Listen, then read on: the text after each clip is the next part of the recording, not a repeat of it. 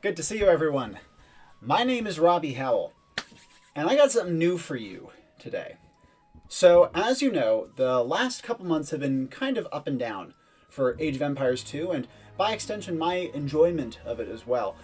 I've been thinking a lot about what I really want out of the game, and also what I want and like about real-time strategy games in general. And I want to start something today that I've had people ask me to do a number of times in the past, that being the beginning of a new series on this channel, which I am titling Total Overhaul, spiritual successor to my old L'Avant-Garde builds that will take things substantially further. And what is Total Overhaul? Well, we're going to be designing a mod for Age of Empires 2 that overhauls pretty much every single facet of the game. And I'm going to be going into so much depth in this series that every single video is going to be committed to just one small facet of the game, and how I personally, if given complete carte blanche, would change it.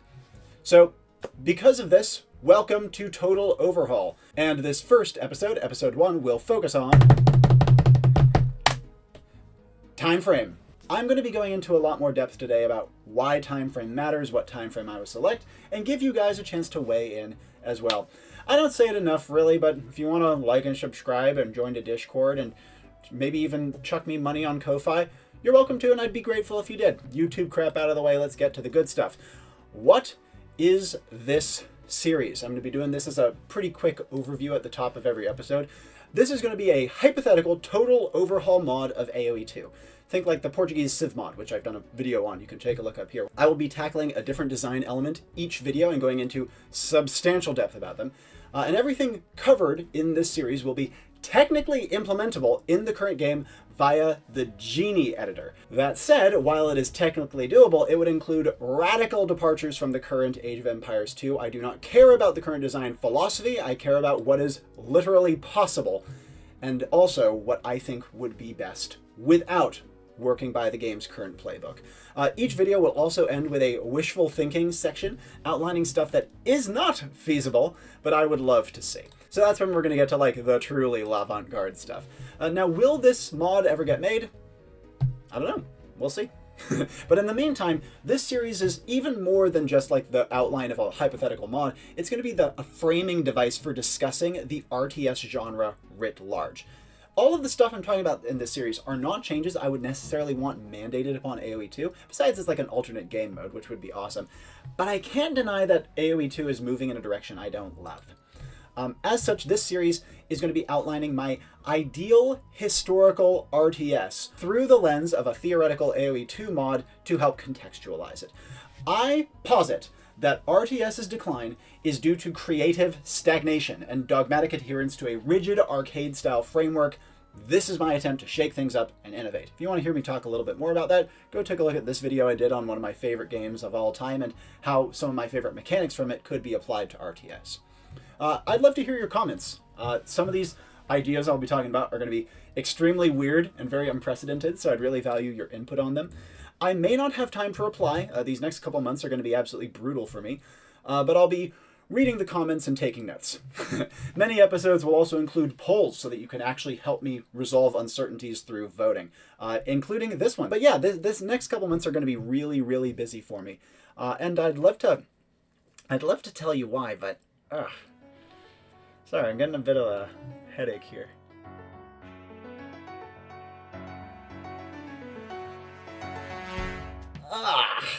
Oh, geez, that was weird. Who knows what that was? Anyways, let's move on. General goals. Before we dive into today's topic of Timeframe, I want to outline some general goals of what I'd like to achieve with this series. Starting with historical authenticity. Wow, shocker coming from me, I know. I obviously have many issues with the current game on this topic. Is it wrong that AoE2 is campy and ahistorical?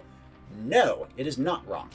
But so many people learned history through this game and love history because of this game. There is clearly a desire for historical authenticity.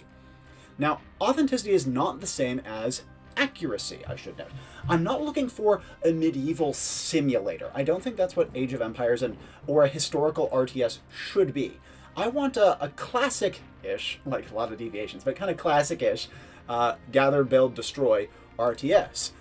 I want an evocative game, one that can actually teach good history while emphasizing its boldest flavors, rather than either homogenizing history or boiling it down to tedium. The goal is for a midpoint between goofy, campy nonsense and gritty realism, capturing my favorite parts of both. The pop and flavor and color of the campy stuff, and the grounded, scholarly elements of the realism side. I also am a firm believer that all mechanics should be grounded in history. I hate arbitrary mechanics. AoE2 is largely mechanics first, with only minor lip service paid to the historical realities underpinning them. And grounding, in my experience as a game designer, I am a game designer after all, though admittedly tabletop game designer, grounding almost always leads to good mechanics, or at least gives you a bunch of decent options that you can spin into good mechanics. But the reverse of starting with mechanics and hoping there's good grounding behind it is very rarely, if ever, true. That's why historical authenticity is important to me. Next, another major goal I have for this overall mod is reducing micro, and you can read that as actually being improving accessibility. Micro skill is overrated. I will say it. So many RTS games are already largely gated by micro skill, leaving people without micro skill disenfranchised. Yes, AoE2 is less micro-intensive than other games like StarCraft, but it's still completely prohibitive in my experience. Don't say Doubt. Doubt is not an exception. His micro skill would still smoke the vast majority of us. So don't hit me with all Doubt, Boomer APM. Yeah, Boomer APM compared to Viper and Hera, right? Next, decision-making should be more rewarded. I hate the build order meta of Age of Empires 2. The memorized, predetermined strats that are the way most people play the game. Those should not get you nearly as far as they do. I think it is lazy and boring. Reading your opponent and playing with information to trick and outmaneuver them is what I want incentivized. I think that is much more interesting and much more engaging. Now, that being said, I do still want micro. You need micro in an RTS, at least a conventional RTS. It's an inescapable part of RTS games, and I actually do think micro can be fun and rewarding. I don't have terrible micro skill. Not coping, I promise. I had an okay rating back in HD. I just want micro to be less of a deciding factor. Next, another major thing I want to do with this series and this mod project is adding complexity. I am a huge proponent of adding complexity. I want an unsolvable game. That is my utmost goal. I don't like how streamlined and samey AoE2 can get. It's very arcadey, too arcadey for my tastes. And one of the things I really admire about AoE3 is how little of a meta it has. Like, I'm sure it has one, right? But from what I've talked to a lot of people about it, everything is so wacky and there are so many moving parts that it's almost impossible to solve. It's almost impossible to optimize. I hate optimization, and I would like to avoid it.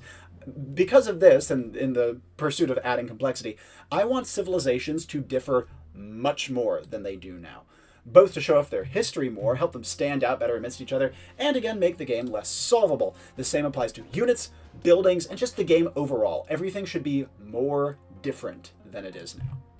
Complexity is wildly overhated as a feature. There are so many people who in a lot of my builds will show in and say, oh my god, this is way too complicated and weird. What about the elegance? What about the simplicity? Don't care.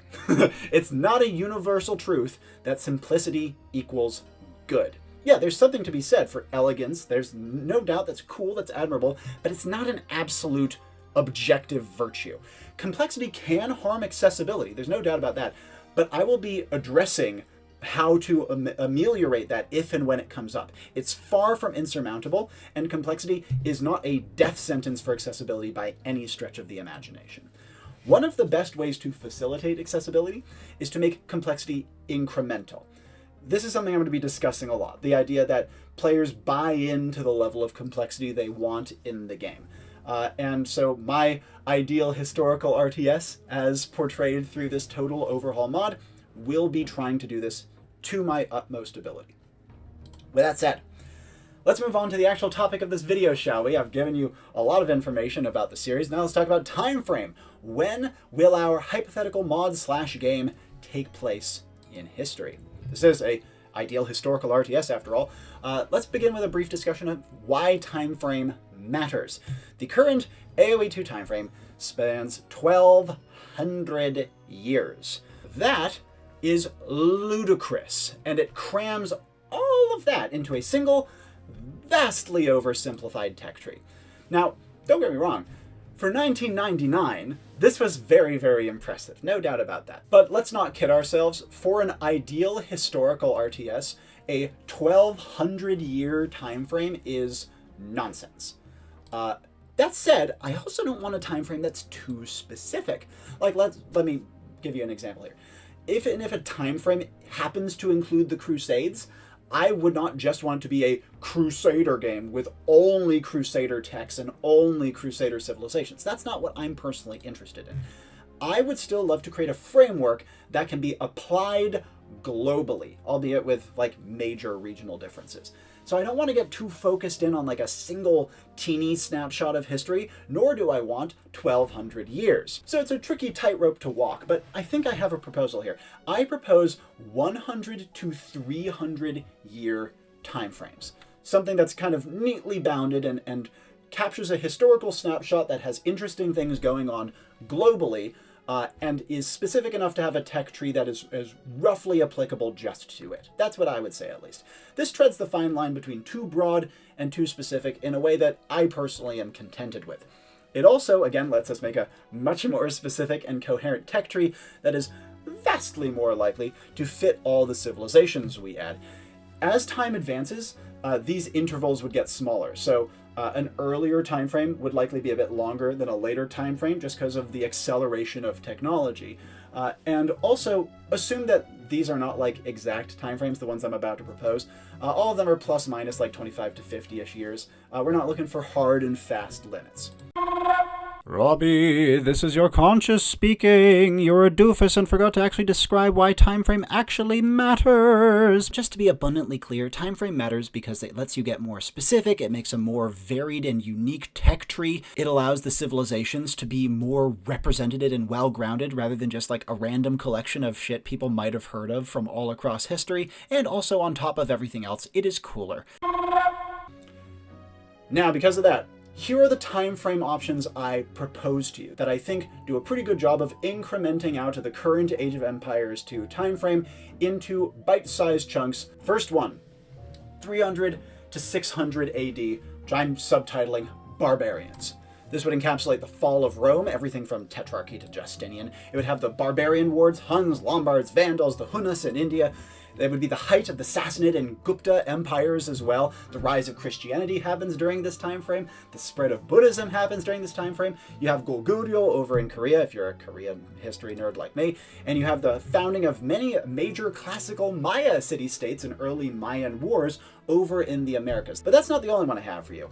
Another proposed time frame would be 850 to 1100 AD, which I am subtitling New Heights. What happened during this time frame? Well, first of all, you have the Song-Liao Wars in China, plus the beginning of the Jurchens, and the Tanguts being very relevant. You have the Golden Age of Islam, plus the Seljuks and the Ghaznavids coming in and establishing themselves. Chola dominance in South India, the Wagadu Empire in Africa, and I do love me some West Africa, the rise of the Normans and the conquest of England, and you even have the beginning of the Mesoamerican post-classical era, with the Mixtecs becoming extremely relevant, and the Zapotecs beginning their decline. And also, best of all, it ends just before the Crusades really start rolling, so it brackets the end quite neatly. Now, for a third time frame I have to propose for you, we have the Crusades, 1100 to 1300 AD. From the first to the fall of Outremer is all encapsulated in this neat little window. Yes, you have some like later Crusades, but like the classic Crusades you think of when you think Crusade happens here. It's also the heyday of the Holy Roman Empire. The Mongol conquest of China, then most of the world, happens during this. The Islamic conquest of North India, you have the Delhi Sultanate coming around now. You have Mali, Kanem, and Zimbabwe all in Africa. And also in North America, this is when Cahokia, the Mississippian civilization, was at its height. You can take a look at my build for them up here. So Crusades is, in my experience, what most people think of like this time frame when they think AoE2 time frame. I might be wrong, but that's kind of my impression. That said, there's more besides. For example, 1300 to 1450 AD, which I've titled Everybody Dies. Why do I call it that? Well, Black Death. Everybody dies. You have Timurids, 100 Years War, Reconquista, Aztec Empire, Pachacuti. Everyone dies. Gunpowder also becomes commonplace in Old World warfare. Everybody dies. The Ming, Joseon, and Vijayanagara empires rise to power across Asia, and then it ends neatly with the fall of Constantinople and the Ottomans hitting their stride. Everybody dies. And then this brings us neatly to the tail end of the current AoE2 timeframe, the very last of the ones I would propose to you, which is 1450 to 1600 AD, Discovery. What happens now? You have the European Renaissance, obviously, the rise of the Islamic gunpowder empires, Sengoku period Japan, which is when Japan gets really exciting, beginning of the American colonial period, specifically in Meso and South America, the Protestant Reformation, and the beginning of the Age of Sail. That is a lot going on, and you can see why I'm making these time frames a little shorter as technology progresses. And just imagine, before we go further, Age of Empires 2 being subdivided out into these incremental time frames, each of which had its own unique tech tree. I think that would be incredibly cool. It gives us so much more depth, so much more nuance, and so much more ability to get nice, specific civilizations that really are iconic to their era, rather than just being like a grab bag of historical, like, greatest hits. Now, that all said, there is a very distinct omission from the list I just showed you, so I'd like to round it off with my personal favorite of all of these proposed separate time frames. 600 to 850 AD, which I'm titling From the Ashes. This features the explosive rise of Islam, the height of the Tang dynasty, a favorite of mine. I did a build on them, go check it out. The era of the Carolingians in France, who clashed with the Umayyads at Tours. You have the Gokturks in Central Asia, the Khazars in the Caucasus. You have a unified Shilla in Korea. There's a lot going on here, including the sacking of Teotihuacan over in Central America.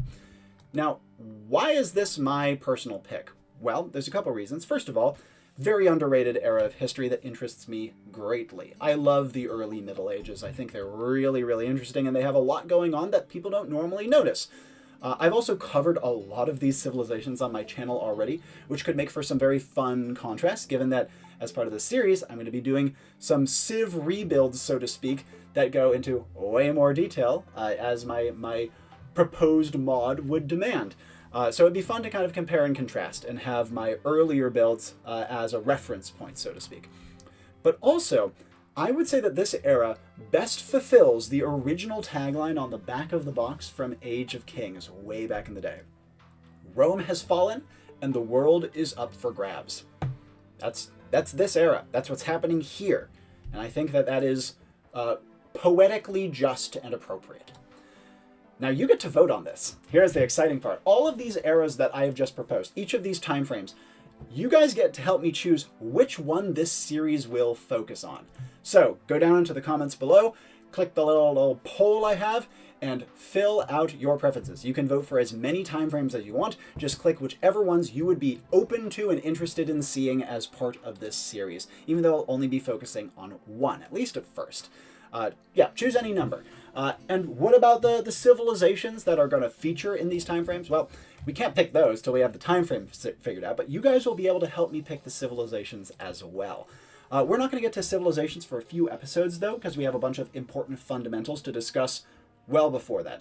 Again, this is a total overhaul. I'm going to be going into a ton of depth that we need to get out of the way before we can get to civilizations and other fun stuff.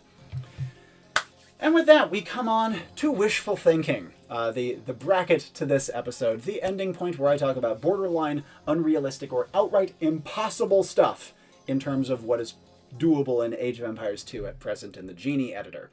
That said, like I said, this series is about framing RTS as a whole, and so even if I'm mostly focusing on what's doable in the editor in AoE2 right now, I want to go further. So let's go further. Beginning with cross-time frame play. Now what does that mean? What if a hypothetical RTS game started with just one time frame in a couple of civilizations, built that time frame out, adding more civilizations, more nuance, and then said, okay, let's say we started with the Barbarians era time frame, let's expand to another time frame, and within the same engine, within the same game, release a new batch of civilizations in their own time frame with their own unique tech tree in the From the Ashes era, for example. Each could be not only individually developed at its own pace, meaning that you wouldn't have to release a game with like 13,000 civilizations and eras. That's completely unreasonable. Start with just a couple in one time frame and then expand out to another time frame and get a couple of other civilizations going there. But also, what if civilizations from different time frames could play together and you could have cross time frame play? Now, of notice, balance would only focus on intra time frame gameplay. So doing cross time frame games would be like a casual thing. You would never have that in competitive. Maybe you could enable custom handicaps or something to help earlier time frames compete. Another option, maybe civilizations, this is a wild one, could even evolve into later civilizations to cross time frames mid-game as like a special mode. So if you start the game as the like late Romans, and then you could evolve into either Eastern Roman or Western Roman Empire or something like that. And then from there, you could evolve that into like the classical Byzantines. That could be so sick, and it would allow your whole tech tree to like shift midway through gameplay. You could even have time frame incrementation move beyond the current AoE2 time frame. You could go earlier to the AoE1 stuff, which interests me a lot more personally, or later to the AoE3 stuff, giving all time frames the same treatment outlined here. You can even make these cross-playable too. Sumer versus British Empire. Let's fucking go, dude. Hypothetically, even modern day is possible, though personally I would never go anywhere near it because it just does not interest me historically as much. Now, of course, this would be way harder, considering how different the eco would be for all of these civilizations, not to mention military firepower. But with a great core game engine to overlay them all upon, I do think it is possible. Even if it would take a lot of work, I do think it is possible. Now, of course, this is ludicrously ambitious. There's no denying that.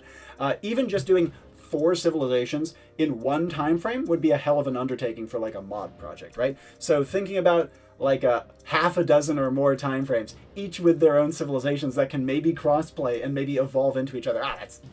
That's ridiculous, Robbie. Why are you even talking about that? Even though it is fun to think big, this project would need to start small. I'm not denying that. But I am a huge fan of hypothetically infinite scalability in games. So having these options on the table, even if it's something we never get to, even if it's something that a project like this could never touch for like a decade, having them on the table is still important. You still want to have them as options so that if it does pop off, you know where you're going. And you can just keep going if people keep asking you for more. Something I, as a game designer, really like and really want to focus on. But hey, that is why all this is in the wishful thinking section.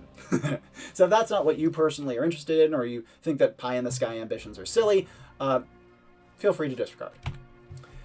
But with that said, we now come to the end of this first episode of Total Overhaul. I hope you guys enjoyed watching. Join me next time for an episode discussing movement, terrain, and elevation, as well as other related topics. Stuff that's going to get into like the core nitty-gritties of the engine, and a lot of it is going to be wishful thinking. But in the meantime, tell me what you think of this series. How do you like this sort of content on my channel? What do you think of some of my proposals here? Did you like the time frames I outlined? Please do comment your thoughts, and make sure you fill out that poll, again, linked down in the description. I will also be linking this slideshow in case you want to see it in more detail.